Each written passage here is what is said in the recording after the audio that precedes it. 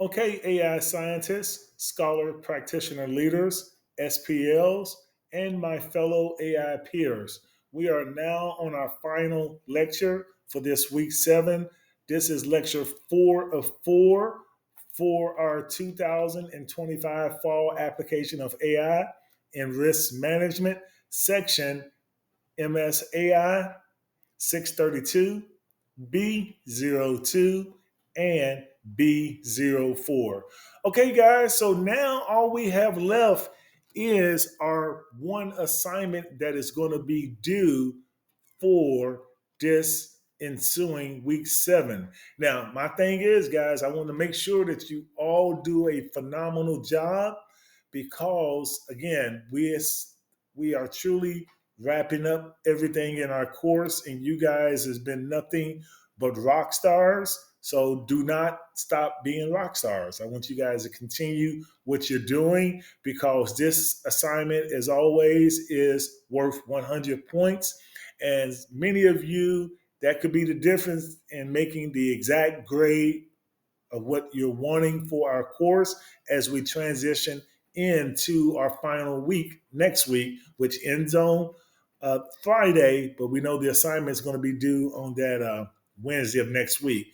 But these 100 points this week and next week are huge, okay? Because I want to make sure that everyone does obtain the grade that they're looking for, but you got to put in the work. As my grandparents used to tell me back in the good old days, nothing for nothing equals nothing. So if you don't put nothing into it, you won't get nothing out of it, right? So that's what I got out of it back when my grandparents used to tell me that. So, but the good thing for this course is everybody's been putting everything into it. But don't let your feet off the paddle. That's what I'm getting at.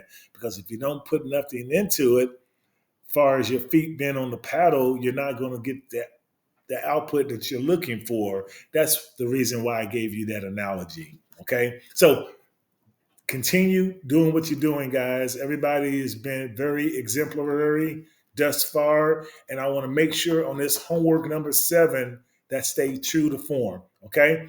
So let's look at our homework number 7. Okay. Like I always do, I give you that homework doc, and there's a lot of step by step information. That's all you got to adhere to, right? And that's my whole thing. I think the only time that we really had an issue during our time together thus far, now leading to this week 7, is that one incompatible issue with Azure. We had the wrong version. We needed the ML, the machine learning version. Okay, so that was an easy fix. Our UCIT team was all on it, and life was good. So we swapped that out, and we was able to get our assignments done back in week 5, 6, and etc. Okay, so now we know. So hopefully we don't have any issues. I was just using it as an example, but that's by far the only strenuous type of issue that we have had during our time together. So it looks as though this assignment is going to be lined up with it, where you're going to have to make sure you follow step by step. I am not going to go over the steps, guys, because this is all about AI and technology risk assessments, okay? And I told you about different types of I told you about one in the past. A good risk assessment tool is knowing how to mitigate risk. And I was telling you about the FEMA analysis. You guys remember that in my previous lecture, the failure modes and effect analysis, which is a tool that you can use across various industries, IT, AI, manufacturing, production, transactional type of processes. So, so this is AI and technology risk assessment. So I'm not going to go over it because I want you to always be mindful, even when you're out in the real world. You're on an island. Your job is to figure out how can we reduce risk? How can we mitigate risk? Okay. And you're going to have to always think outside the box, AI scientists, scholar practitioner leaders, because that's what SPLs, AI scientists do. We always have to be one step ahead of everybody else. In other words, we are the ones who have to always think outside the box, period. Because that's how we roll. We roll in a way that makes our peers look at us and be in awe. Like, wow, Bob is really good at what he does. Or Susan, she really gets it. Wow, I didn't even see that. Well, because they don't see it because we live and breathe AI, artificial intelligence, especially in technology and or innovation when it comes to risk modeling and risk mitigation. We have to be proactive in lieu of being reactive. Because if we're reactive, that means we're too late. The organization has probably got an escape or failure or something, and we wasn't proactive. So we never want to be reactive in what we do, guys. Proactive, pro. When you have to be reactive, things of that nature, it's too late. Now, we didn't catch it because we wasn't on top of our game. So always remember that, scholar, practitioner, leaders, AI scientists, we have to always be on top of our game, being steps ahead of everybody else, because we are the firefighters.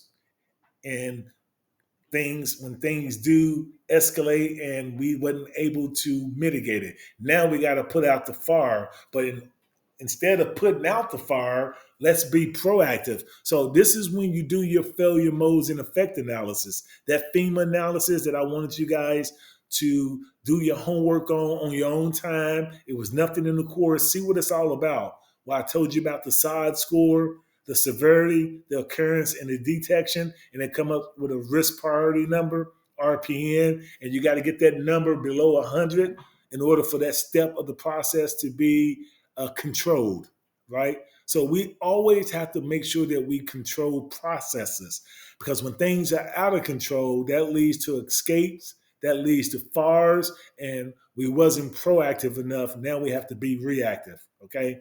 So this is a good section, guys, because this is why I'm not going to go over AI and technology risk assessment. I want you guys to think this one out. This is really straightforward. You're going to appreciate. I'm always, guys, as I told you, I'm always trying to give you assignments that's going to make you the best. And I really do mean that. And that's the reason why I give them to you, because I know if I just go through and go over things and do and hold your hand per se, and then guide you through everything, then you're not thinking critically. I want you guys to always critically evaluate what the situation is. It's called critical thinking. Critical. Again, you have to be proactive. So everything we're doing, guys, we're ahead of the curve. We're already on it because we've been programmed like this. And that's what I'm all about, making sure that I program my AI scientists, my fellow AI peers, as well as right now, my scholar practitioners and leaders, okay? I want to make sure my SPLs are truly off the charts when it comes to critical thinking outside the box, knowing how to mitigate risk using failure modes. Now, I told you about the FEMA analysis. That's just one tool. There's so many tools, guys, but that is one of the best ones out there. Again, you can use it for anything when you have a process, and that's what you typically do. You create a baseline. Your baseline has to be the control process that they use. And this is the way we do it daily. So there's no deviating in an organization, especially if everybody's already been trained on that process. So if we got holes in this process, this control process, let's figure it out. What can we do to mitigate those holes? So again, there's so many different tools, guys, but it's all about critical thinking and being one step ahead of everyone to make an organization and or your personal business. It could be your own personal business or a profit organization and or non-for-profit organization. But you're going to see this assignment is really straightforward. If you, I would say about a good 2 hours, just focusing, drilling in, you could be done in 2 hours because you really nailed everything. You checked everything off. You did all your note taking from your chapter 6. You went through that PowerPoint presentation that I gave you. You went through those PDF, those 3 PDF documents that I gave you. You print all those out and you laminated them. Just me saying, if you want to laminate them, that's okay. Or you can save the links in your computer, and put them on your cloud, your personal cloud. You can always have access, download it and save it, right? But yeah, guys, I just want to make sure that going into this final week, you do not take your foot off the pedal, okay?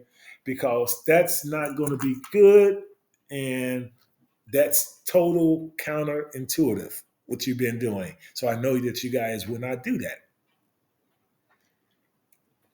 because you guys been nothing but exemplary. Excuse me, exemplary, exemplary to exuding what it takes to be the AI scientist that you have cultivated yourselves to be. So there's no need to change that course and or pattern. Okay. So again, I'm just going over some housekeeping things, guys, in regard to this final lecture, lecture 404. Trying to think of anything else. Well, I'm gonna look at the assignment, but I just don't want to go over it. Let me see. I can't give you this much. Um, just remember that technology risks and any threat of your business data, critical systems, and business processes. Okay, always remember that technology risk is any threat to your business data, critical systems, and business processes. So always know that, guys. Technology risks include hardware, software failures, human error, spam, viruses, and malicious attacks, as well as natural disasters such as fire, cyclones, hurricanes, tornadoes, or floods. So those are your natural risks. So always be mindful that technology risk assessments helps us identify vulnerabilities that put your information, assets, and business continuity at risk. AI makes it easy to understand current risk profile, prioritize your responses, know what steps to take to remediate each issue, fine tune risk levels to particular environment, and then review the new risk profile to assess the success efforts made. Okay. So, and final, in closing, technology risk assessments involve 4 components. Here it is, guys. I pretty much gave it to you already. Those 4 components of technology risk assessment is a threat, the vulnerability, impact, and the overall likelihood. Okay, so when you start getting in that side areas I told you about in the FEMA analysis, that really breaks all that down for you guys. So again, I want you guys on your own time, as you get some downtime, just look and see what FMEA is all about: failure, modes, and effect analysis, as I told you a couple weeks back. Okay, that's something fun that you'll enjoy. Okay, so just remember also that a threat refers to the frequency of an event called threat frequency, or how often an adverse event is expected to occur. Okay, implementing controls is an essential task to mitigate the inherent technology risk level. Even after introducing the controls in the risk processes, we might face the leftover risk called the residual risk. So always be mindful of those residual risk, guys. Even when you think you got it controlled, there's still that leftover piece that you got to make sure that is not an issue, or those things doesn't interfere with what's going on that you're mitigating, because that's huge. Okay, so I'm gonna leave you with that, guys. And now when you go through this homework number 7, the application of AI and risk management, again, make sure you look at that PowerPoint, because it ties into that PowerPoint. It's going to be out on the on the announcement board. I'm going to present that, and it's going to be in your lecture notes. So life is good, guys. So I'm going to put it in those two places. And you guys should be good for this week 7 to go with that 3 PDF files, the PowerPoint that I gave you, and the overall homework step-by-step instructions, okay? I want to make sure that everyone have a fantastic week 7. And I'm here if you need me, text me, and or don't text me, email me or call me. Have a great week 7. Take care. Bye-bye.